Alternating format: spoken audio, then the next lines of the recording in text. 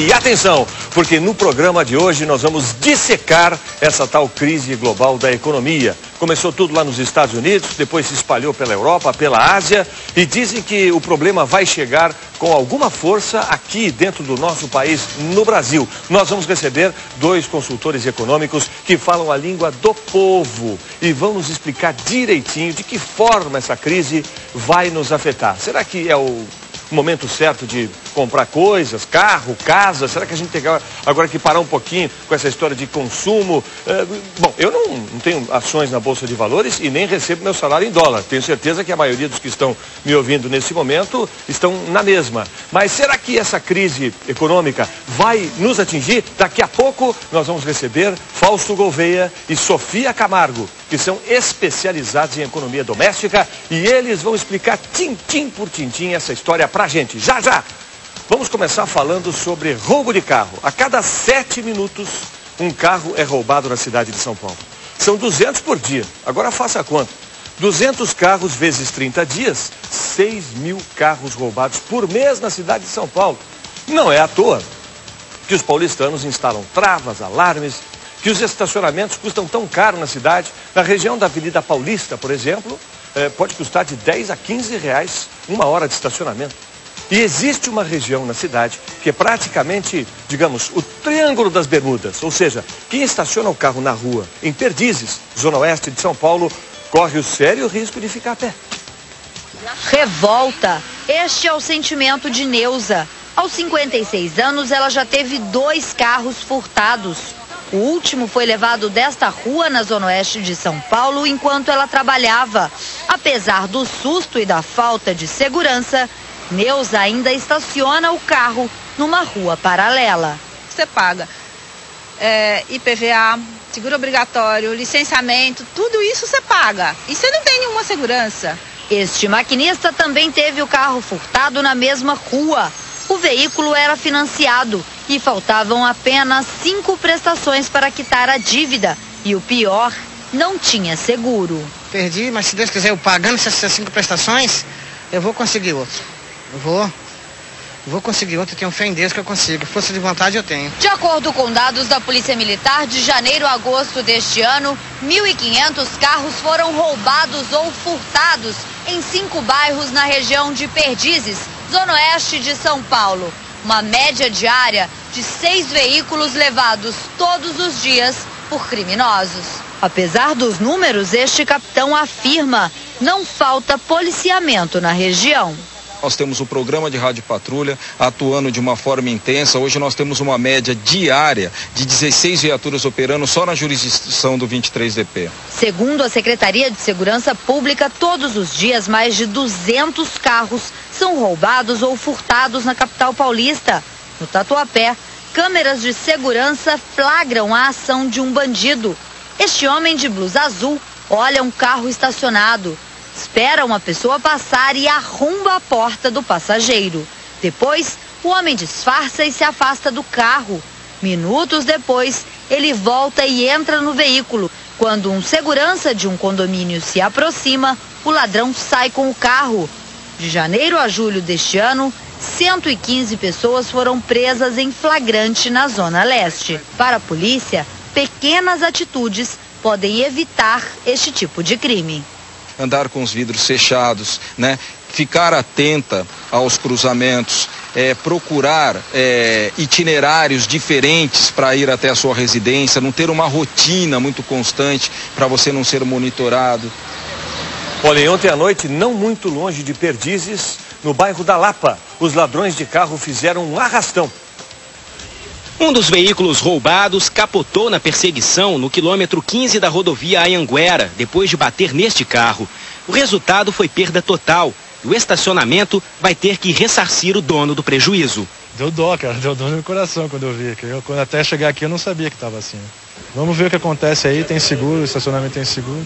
Anderson Muniz e Jamerson Souza não ficaram feridos e foram presos com a arma do crime. Diego da Silva também foi interceptado na rodovia com outro carro roubado e acabou preso. O terceiro veículo foi abandonado no meio da rua e o bandido que estava na direção fugiu. Só depois vistoria policial que a gente vai saber mesmo que está faltando. Mas as coisas pessoais todas realmente não estão mais dentro dele. São DVDs que tinha dentro, outras coisas de ordem pessoal mesmo. Os veículos foram levados deste estacionamento no bairro da Lapa, zona oeste de São Paulo. Os assaltantes aproveitaram um horário em que havia pouca gente no estacionamento e ao mesmo tempo muitos carros por causa dos moradores da região que guardam os veículos aqui durante a noite. Eles entraram logo depois de um cliente que foi rendido junto com o manobrista. Um ficou com a gente, né?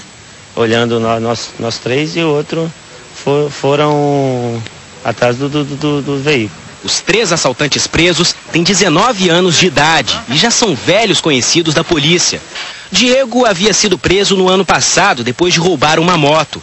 Arlisson e Jamerson eram procurados pela polícia por terem assaltado uma loja de computadores no dia 28 de agosto. Esses aí foram presos, mas está assim de ladrão, de quadrilha especializada em roubo de carros, não só em São Paulo, mas em grande parte das cidades brasileiras. O grande problema não é só o prejuízo que a gente tem quando roubam o nosso carro. É também que essas quadrilhas de bancos, por exemplo, de sequestradores, enfim, usam o carro da gente, que está no nosso nome, para depois fazer assalto, para sequestrar. Isso é um problema adicional, né? Assaltos como esse que nós acabamos de ver acontecem por falta de policiamento. É claro que é impossível a polícia estar em todos os lugares ao mesmo tempo. Mas o resultado dessa realidade é que os motoristas de São Paulo rodam pela cidade com medo.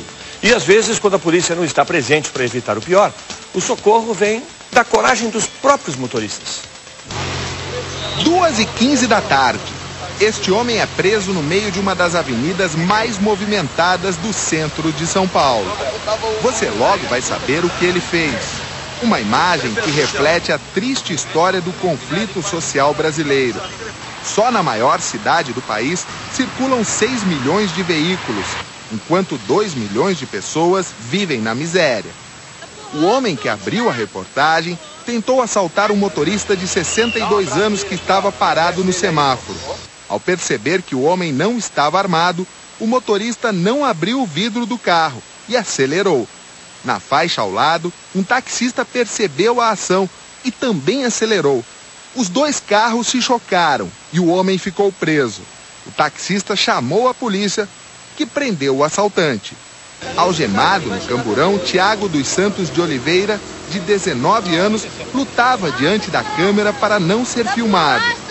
Na calçada, a vítima, seu Geraldo, agradeceu a ajuda do herói, o taxista Robson. Os carros ficaram danificados. Os 2 estavam salvos, mas ainda assustados com a tentativa de assalto. Estou com medo até agora, meu amigo. Moradores de rua da área tomaram as dores do bandido e começaram a xingar o taxista. Por que ele tem que se intrometer? Também tentaram agredi-lo. Robson reagiu. Ela não, tá?